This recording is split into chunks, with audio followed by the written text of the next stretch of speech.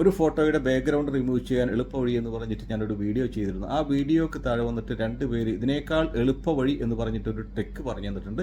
അതായത് നമുക്കൊരു ഫോട്ടോയിൽ നിന്ന് ആവശ്യമുള്ള ഒരു ഒബ്ജക്റ്റ് മാത്രം നമുക്ക് എടുത്തിട്ട് അത് നമ്മളുടെ ഗാലറിയിൽ നമുക്ക് സേവ് ചെയ്ത് വെക്കാം. അതല്ലെങ്കിൽ വാട്സപ്പിലൂടെയോ മറ്റോ നമുക്കത് ആർക്കെങ്കിലുമൊക്കെ അയച്ചു കൊടുക്കുകയും ചെയ്യാം. അതെങ്ങനെയാണെന്ന് നോക്കാം.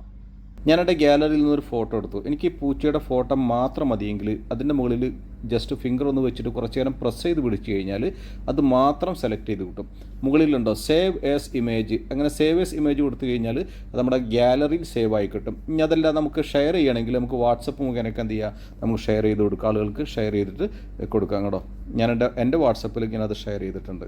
ഓക്കെ, ഗാലറിയിൽ നിന്ന് റോസാപ്പൂവിൻ്റെ ഈ ഒരു ഫോട്ടോ എടുത്തിട്ട് ഈ ഫോട്ടോയിൽ നിന്ന് റോസാപ്പൂ എന്ന ഒബ്ജക്റ്റ് മാത്രം ഞാൻ സെലക്ട് ചെയ്തിട്ട് ഞാനിവിടെ കോപ്പി എടുത്തു. അതിനുശേഷം ഞാൻ വാട്സപ്പിലേക്ക് വന്നു. വാട്സാപ്പിലേക്ക് വന്നിട്ട് കാണാൻ ഇവിടെ ചിത്രം എന്നുള്ളത് ഇവിടെ പേസ്റ്റ് ചെയ്ത് കഴിഞ്ഞാൽ അതൊരു സ്റ്റിക്കറായിട്ട് നമുക്ക് എന്ത് ചെയ്യുക, ആർക്കെങ്കിലുമൊക്കെ അയച്ചു കൊടുക്കാം. കണ്ടോ, ഇപ്പോൾ അത് സ്റ്റിക്കറായി. മുമ്പ് വന്നിട്ടുള്ളത് ഒരു ഫോട്ടോ ആയിട്ട് നമ്മൾ അയച്ചു കൊടുത്തു. ഇപ്പോൾ അത് സ്റ്റിക്കറായിട്ട് നമുക്ക് എന്ത് ചെയ്യാം, അയച്ചു കൊടുക്കാൻ പറ്റി. ഓക്കെ, വളരെ ഈസി മെത്തേഡ്. ഗാലറിയിൽ നിന്ന് മറ്റൊരു ഫോട്ടോ ഞാൻ എടുത്തിട്ട് ഇയാളുടെ ഫോട്ടോ മാത്രം മതിയെങ്കിൽ അവിടെ പ്രസ് ചെയ്ത് പിടിക്കാം. കുറച്ച് നേരം പ്രസ് ചെയ്ത് പിടിച്ച് കഴിഞ്ഞാൽ അത് മാത്രം സെലക്ട് ചെയ്ത് കിട്ടും. കേട്ടോ, ഇത് മാത്രം സെലക്ട് ചെയ്തു.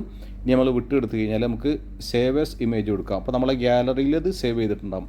ഇനി ഒന്നുകൂടെ നമുക്ക് ആർക്കെങ്കിലും ഷെയർ ചെയ്ത് കൊടുക്കുകയാണെങ്കിൽ നമ്മളൊന്നുകൂടെ സെലക്ട് ചെയ്യാം.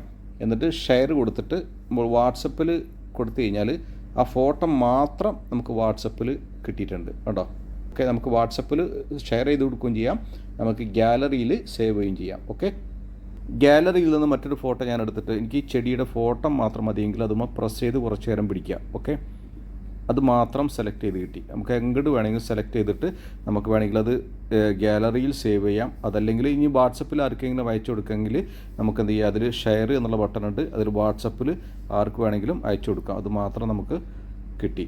ഓക്കെ, ഇത് അറിയാത്തവർക്ക് വേണ്ടിയിട്ടുള്ളതാണ് ഈ സിമ്പിൾ മെത്തേഡ്. കമൻറ്റിലൂടെ പറഞ്ഞു തന്ന 2 പേർക്ക് എൻ്റെ ബിഗ് സല്യൂട്ട്. ഈ ഒരു മാജിക് ട്രിക്ക് ഐഫോണുകളിലും പുതിയ ആൻഡ്രോയിഡ് സ്മാർട്ട് ഫോണുകളിലൊക്കെ ലഭ്യമായിരിക്കും. ജസ്റ്റ് നിങ്ങൾ ട്രൈ ചെയ്ത് നോക്കൂ. Okay, thank you.